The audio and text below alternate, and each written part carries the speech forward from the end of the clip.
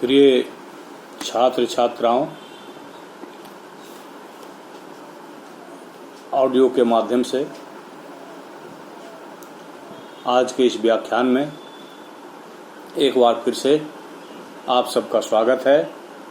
मैं doctor Akhilesh Kumar, associate professor, Hindi विभाग, HD Jain college आरा। पिछले क्लास में हमने अस्मिता की अवधारणा पर चर्चा की थी और बतलाया था, अस्मिता के बारे में यह भी बतलाया था कि अस्मिता का संघर्ष निरंतर चलने वाला संघर्ष है और यह संघर्ष प्रतिदिन चलता रहता है और इस संघर्ष के अनेक स्तर हैं। हमने कल कई सारे उदाहरण दिए थे। कभी कभी यह संघर्ष मानव और मानवेतर प्राणियों के बीच हो जाता है, जैसे हमने सर्प का उदाहरण दिया था।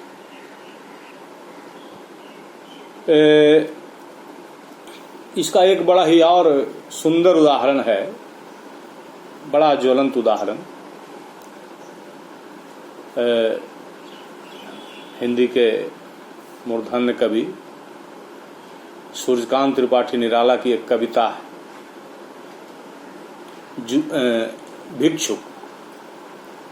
भिक्षुक की पंक्ति है, चाट रहे जूठी पत्तल वे कभी सड़क पर खड़े हुए, और झपट लेने को उनसे कुत्ते भी हैं अड़े हुए। यहां भी अस्मिता का संघर्ष है। भिक्षुक का चित्र है, उसकी दीनहीन अवस्था का चित्र है। उसकी यह स्थिति है कि मानव समाज उसका पेट भरने के लिए तैयार नहीं है और वह क्षुधा से दो टूक कलेजे को करता पछताता पथ पर आ रहा है। और जब कोई उपाय उसके सामने नहीं नजर आता तो सड़क पर फेंकी गई जूठी पत्तल में अपने लायक खाद्य सामग्री देख करके वह उन पत्तलों को चाटने लगता है। लेकिन तभी कुत्ते भौंकने लगते हैं, वहां जाकर के अड़ जाते हैं और झपट लेने को उनसे कुत्ते भी हैं अड़े हुए। कुत्ता वहां डट जाता है। ऐसे तो कुत्ता मनुष्य के समक्ष अगर बदमाश न हो तो स्वामी भक्त होता है, लेकिन यहाँ पर कुत्ता जो है डटा हुआ है और इस प्रयास में है कि उसने जो पत्तल उठाई है उसको झपट लिया जाए। कुत्ता ऐसा क्यों कर रहा है? कुत्ता ऐसा इसलिए कर रहा है कि सड़क के किनारे फेंकी गई पत्तलों का पर जो भोजन का अवशिष्ट है उस पर उसका अधिकार है। वह समझता है कि इस पर हमारा अधिकार है, मानव समुदाय ने खाकर इसको छोड़ दिया है, इसलिए उस पर वह अपना अधिकार समझता है। भिक्षुक जैसे ही उसके अधिकार में हस्तक्षेप करता है वह अड़ जाता है और झपटने के लिए तैयार हो जाता है। यह भी अस्मिता का संघर्ष है। कुत्ता अपने अधिकार को छोड़ना नहीं चाह रहा है। उन जूठी पत्तलों पर उस कुत्ते का अधिकार है और वह चाहता है कि हमारे इस सिद्ध अधिकार पर किसी का हस्तक्षेप न हो। चूंकि वह मनुष्य नहीं है, भिक्षुक की वास्तविकता को समझने वाला जो विवेक होता है वह उसके अंदर नहीं है, उसके कारण ऐसा होता है। तो यहां भी यह अस्मिता का ही टकराव है। हालांकि भिक्षुक उस संघर्ष को आमंत्रित करने नहीं गया है, भिक्षु का अपना संघर्ष है, किसी तरह से जठराग्नि मिट जाए और अपने ही संघर्ष से जूझता हुआ वह जो है दूसरे की अस्मिता पर प्रहार कर देता है। तो इस तरह से भी अस्मिताओं का संघर्ष होता है। हम एक उदाहरण और दे दें, इसके बाद आगे बढ़ना चाहते हैं। अधिकांश छात्र छात्राओं ने गोदान पढ़ा होगा।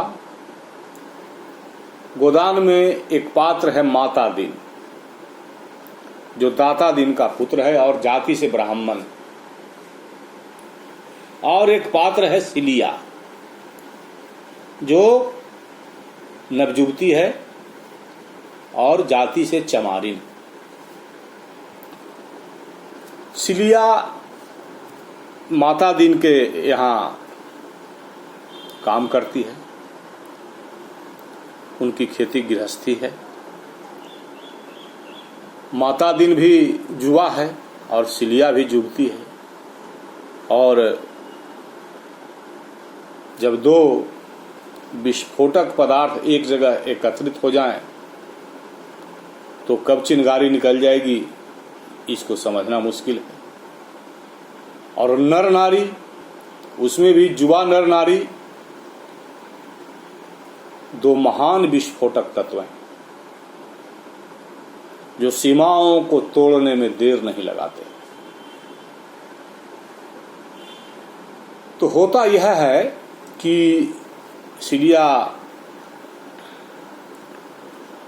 माता दीन के यहाँ काम करती है, रोज आती जाती है, और शुक्ल जी का फार्मूला है। सूरदास में राधा कृष्ण के प्रेम पर दृष्टिपात करते हुए आचार्य शुक्ल ने लिखा कि सूर्य के प्रेम की उत्पत्ति में रूप, लिप्सा और साहचर्य दोनों का योग है। तो किसी नवजुवती में सौंदर्य की तलाश ही बेमानी होती है।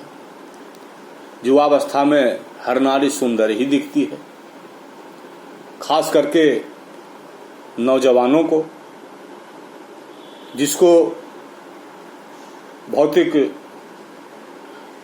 सुख की बेहद जरूरत होती है। तो माता दीन के यहाँ काम करते करते माता दीन से सिलिया का संबंध हो जाता है। संबंध हो जाता है और संबंध ऐसा हो जाता है कि सिलिया गर्भवती हो जाती है। उसके परिवार वालों को पता चल जाता है, लेकिन परिवार वाले चुप रहते हैं। अब गर्भवती हो गई नारी तो स्वाभाविक है कि वह पुत्र या पुत्री को जन्म देगी। समाज के आगे समस्या खड़ी होगी। कोई अविवाहिता नारी जब ऐसे संकट में पड़ती है तो बड़ा धर्म संकट होता है। कुंती का उदाहरण हम देख चुके हैं। तो माता दीन पर दबाव डाला जाता है कि उसके कारण ही सिलिया गर्भवती हुई है, उसको रखना होगा। माता दीन उसको रखने के लिए तैयार नहीं होता। सिलिया का तन और मन ले लेने के बाद भी वह सिलिया को रखने के लिए तैयार नहीं। तो एक दिन एक घटना घट जाती है। गांव में किसानों की खलिहान लगती है। खलिहान में माता दीन काम कर रहा था। तभी सिलिया का परिवार और उसका समुदाय, उस समाज का समूह आता है, माता दीन को जबरन पकड़ता है और उसके मुंह में हड्डी घुसेड़ देता है। अर्थात चूंकि माता दीन ने सिलिया को गर्भवती बना दिया और अब उसको स्वीकार नहीं कर रहा है, उसकी अस्मिता पर चोट की है, नारी अस्मिता पर चोट हुई है और उस जाति पर चोट हुई है, उस जाति के समाज पर चोट हुई है माता दीन के द्वारा, तो अस्मिता की टकराहट के प्रतिक्रिया स्वरूप वह समाज माता दीन को पकड़ता है और उसके मुंह में हड्डी घुसेड़ देता है। हड्डी घुसेड़ने का मतलब यह हुआ, माता दीन ब्राह्मण है, जनेऊधारी, और ब्राह्मण के मुख में हड्डी जाने का मतलब है भ्रष्ट हो जाना, उसका भी चमार हो जाना। तो यह घटना भी अस्मिता के संघर्ष का ज्वलंत उदाहरण है, जिसको मुंशी प्रेमचंद ने गोदान में बड़े ही तरीके से पेश किया है, प्रस्तुत किया है। आगे समस्याओं का निदान होता है। तो मैं यही कह रहा था कि अस्मिताओं का टकराव निरंतर चलता रहता है और अस्मिताएं कब किस रूप में कहां पर टकरा जाएंगी इसका पता नहीं है। छात्र छात्र में संघर्ष हो जाता है अस्मिता को लेकर के, शिक्षकों में संघर्ष हो जाता है, विभागीय शिक्षकों में संघर्ष हो जाता है, जरा सा संतोष होता है और अस्मिता जो है जगा देती है। तो यह अस्मिता का संघर्ष इतना व्यापक है कि इसके लिए जगह खोजने की जरूरत नहीं, आपको बहुत आसानी से मिल जाएगा। तो अब हम देखना यह चाहेंगे कि अस्मिता विमर्श का मतलब क्या है और उसके कोई सिद्धांत वगैरह हैं कि नहीं। तो अस्मिता विमर्श का अभिप्राय क्या है, विमर्श का क्या अभिप्राय है। तो विमर्श का दायरा छोटा भी हो सकता है, बड़ा भी हो सकता है, दो के बीच भी बातचीत हो सकती है, चर्चा हो सकती है, दो से अधिक के बीच भी हो सकती है।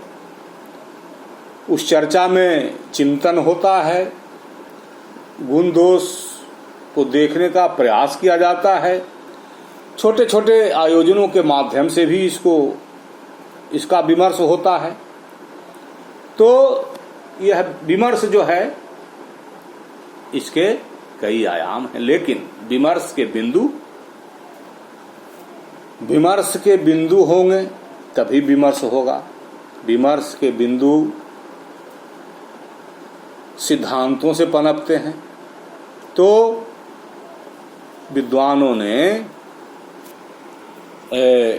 विमर्श के बिंदुओं की चर्चा की है। कहा गया है कि विमर्श उपेक्षित समुदाय की जागरूकता का परिचायक होता है। अर्थात जब कोई घटना घटित होती है, समाज के किसी छोर से हमारा ध्यान किसी मसले पर आकृष्ट किया जाता है और वह मुद्दा शांति व्यवस्था में बाधक होने लगे, चाहे धरना हो, प्रदर्शन हो, आगजनी हो, इन सब माध्यमों से, तो उपेक्षित समुदाय जो होता है, जिसके अंदर असंतोष होता है, उस पर चर्चा होती है, उसके असंतोष के कारणों को समझने का प्रयास किया जाता है, उसकी समीक्षा की जाती है, उसके गुण दोष को देखा जाता है। विमर्श में उपेक्षित वर्गों की पहचान को मुख्य धारा में स्थापित करने का प्रयास किया जाता है कि अगर जो वर्ग जो है संघर्ष कर रहा है, उसकी मांग जायज है, तो मुख्य धारा के लोग उसको सुने, उसको समझें। और जब प्रबुद्ध लोगों का ध्यान उस ओर आकृष्ट होता है तो उपेक्षित वर्गों के अंदर प्रोत्साहन का भाव जगता है और उसमें संगठित होने का भाव पनपता है।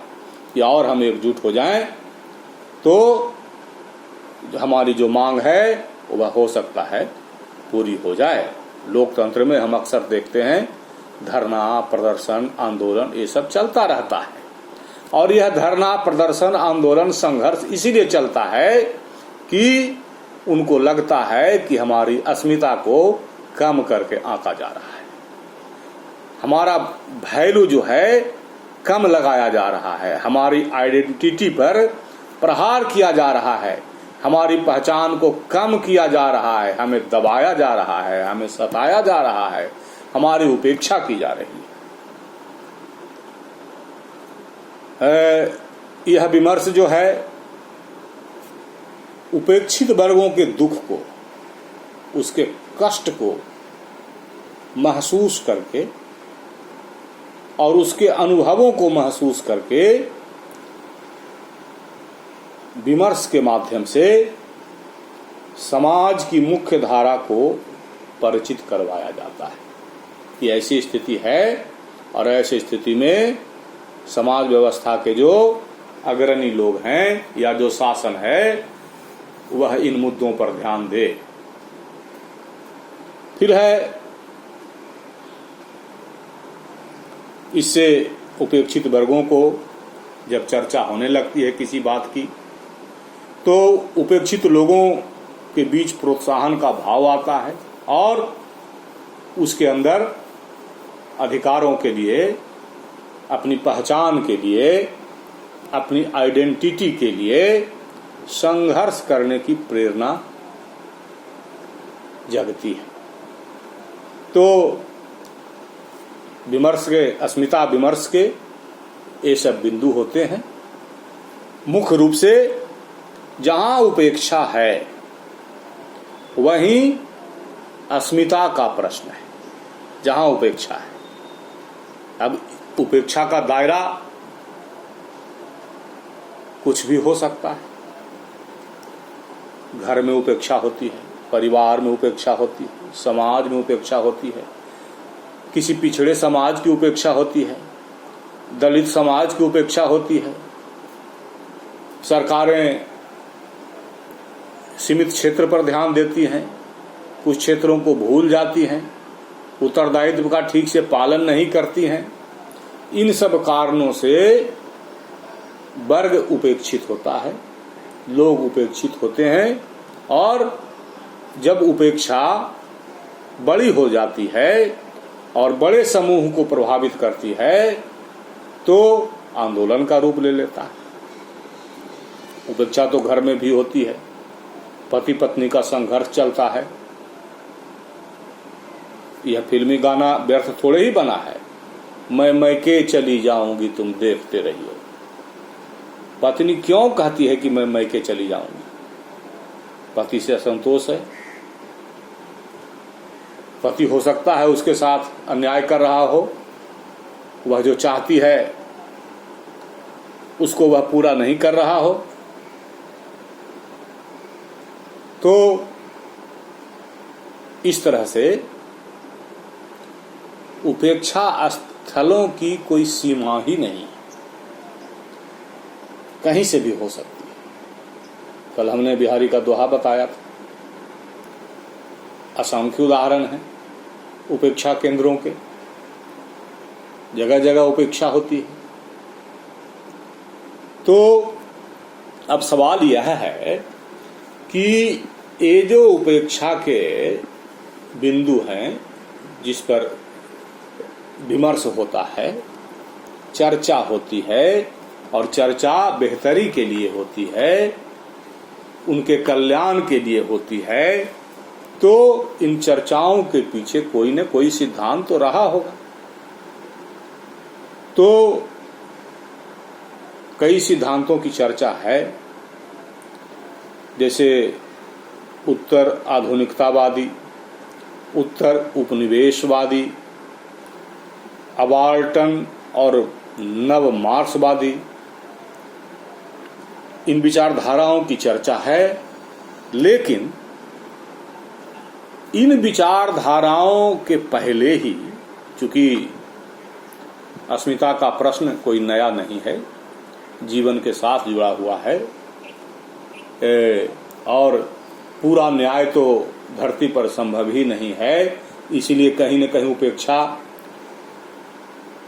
होगी, इसमें भी कोई दो राय नहीं है। तो लेकिन इन विचारधाराओं, जो नई विचारधाराएं हैं, इन विचारधाराओं से पहले ही भारतवर्ष में इस विमर्श को लेकर के कई विद्वानों के नाम सामने आ चुके थे। हालांकि इन विमर्शों के कारण स्त्री विमर्श, दलित विमर्श, अमेरिका में श्वेत आंदोलन जो 19वीं 20वीं सदी में चला, इन सब को भी केंद्र में आने का मौका मिला। भारतवर्ष में स्वाभाविक है कि जो उपेक्षित है उसी की अस्मिता पर चोट होती है, या जिसकी अस्मिता पर चोट होती है वह उपेक्षित होता है अगर वह प्रतिकार नहीं कर पाता है। तो भारतवर्ष में जो दलित आंदोलन चला और दलितों पर जो चिंतन हुआ और दलितों के उत्थान के लिए जो प्रयास हुआ, वह भी अस्मिता का प्रश्न रहा है। भारतवर्ष में दलित विमर्श जो है वह ज्योतिबा फूले और सावित्रीबाई फूले के विचारों से माना जाता है। दो अन्य विचारकों जो बहुत बड़े विचारक हैं, उनकी भी चर्चा आवश्यक रहती है। डॉक्टर भीमराव अंबेडकर, हमारे संविधान निर्माता, और इंजीनियर स्वामी रामास्वामी पेरियार, ये लोग पहले ही जब ये सब आधुनिकतावाद, उत्तर आधुनिकतावाद आदि आदि आया, मार्क्सवाद, ये विचारक भारतवर्ष में दलित विमर्श की भूमि पहले ही तैयार कर चुके थे।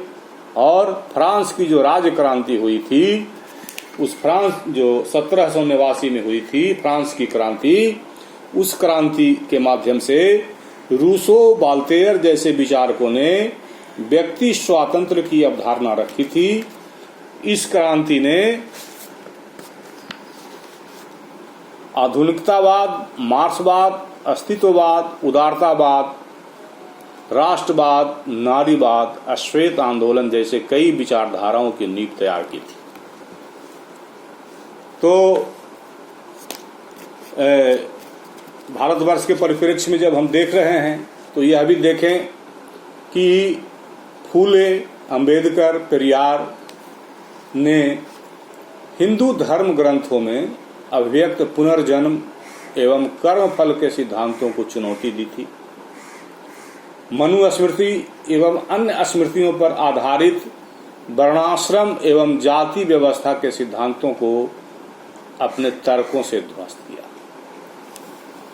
किंतु वर्ण व्यवस्था और जाति व्यवस्था भारत जैसे देश के लिए ये दो बड़ी कमजोरियां हैं। जाति आधार पर वर्णों का विभाजन यह सबसे बड़ा अन्याय है। ब्राह्मण, क्षत्रिय, वैश्य, शूद्र, जो योग्यता के आधार पर जिसका निर्धारण होना चाहिए, आज निर्धारण जाति के आधार पर है, और जिस जाति में जन्म लिया वह उसी जाति का हो गया, चाहे वह कितना भी प्रतिभाशाली क्यों न हो या वह कितना ही घटिया क्यों न हो। ब्राह्मण अपने संस्कारों से गिरा हुआ होने के बाद भी ब्राह्मण कहलाता है, और शूद्र उन्नत संस्कारों के बावजूद शूद्र कहलाता है, उपेक्षित वर्ग का माना जाता है। तो भारतीय विद्वानों ने मनुस्मृति एवं अन्य स्मृतियों पर आधारित वर्णाश्रम एवं जाति व्यवस्था के सिद्धांतों को अपने तर्कों से ध्वस्त किया। और ध्वस्त करके इनकी इच्छा ये रही कि अछूत जातियों को अस्मिता के सूत्र में बांधा जाए, उसकी भी अस्मिता तय होनी चाहिए, उसको भी अधिकार, उसको भी सम्मान मिलना चाहिए। कल के क्लास में हमने दक्षिण भारत में मंदिरों में प्रवेश पर जो रोक लगी हुई थी दलित जातियों के ऊपर, उसकी चर्चा हमने की थी। ईश्वर भक्ति में जब यह कहा जाता है कि ईश्वर अंश जीव अविनाशी, चेतन अमल सहज सुख राशि, सबके अंदर आत्मा जो है वह ईश्वर का अंश है और वह चैतन्य है, निर्मल है, सभी सुखों का दाता है। तो फिर जो आत्मा हमारे अंदर वही आत्मा आपके अंदर, फिर यह विभेद क्यों, ये प्रश्न उठाए गए। तो भारतवर्ष में विद्वानों ने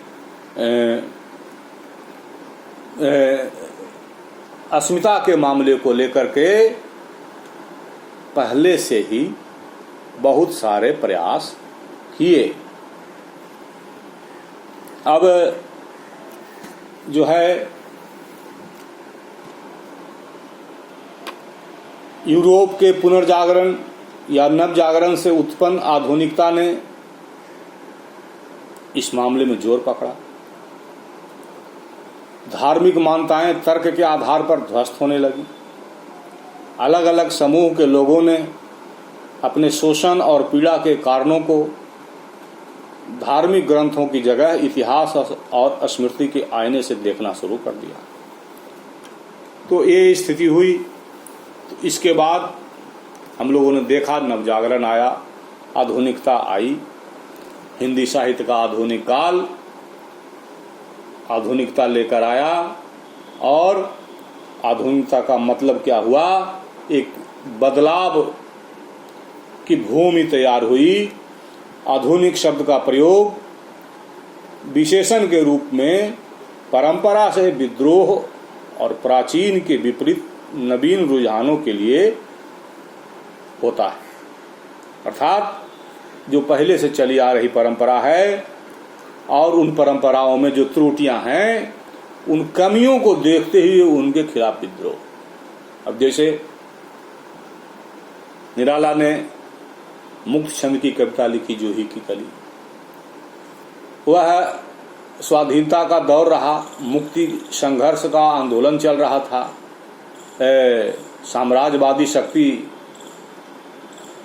भारत को उपनिवेश बनाए हुए थी, उस शक्ति से संघर्ष हो रहा था। तो मुक्ति के मार्ग की तलाश हो रही थी, उसके लिए संघर्ष हो रहा था। निराला ने कविता की भी मुक्ति की कामना की कि छंदों के बंधन से कविता को मुक्ति मिलनी चाहिए। आगे हम देखते हैं जो सम्मान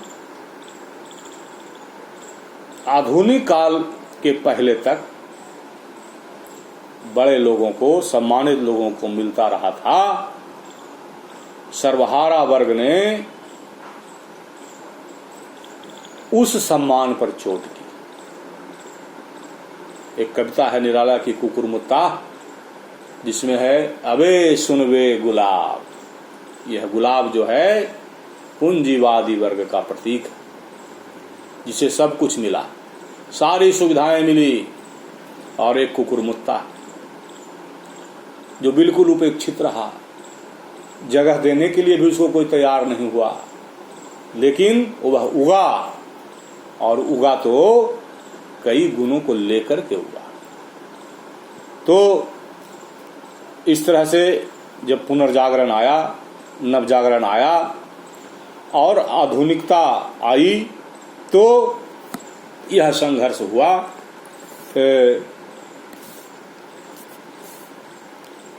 आधुनिकीकरण का प्रयास हुआ, और यह प्रयास पूंजीवादी व्यवस्था के तहत हुई।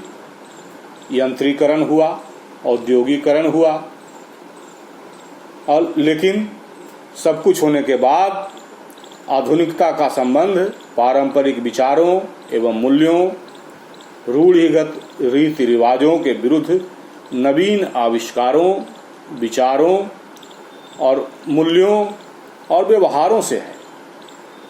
और मैं कह चुका कि यह हिंदी साहित्य के छायावाद में आप देख सकते हैं। छायावाद से जब प्रगतिवाद में जाएंगे तो और तीव्र हो जाता है और क्रोध जो है गहरा हो जाता है, नारी मुक्ति का संघर्ष होता है, छंदों को बंधन से मुक्ति का प्रयास होता है, मार्क्स के भौतिकवाद के अनुसार समाज व्यवस्था की मांग होती है। तो आगे हम चर्चा इसकी करते हैं। तो अब हम जैसा कि बता चुके कि भारतीय परिप्रेक्ष्य में फूले, अंबेडकर, पेरियार ने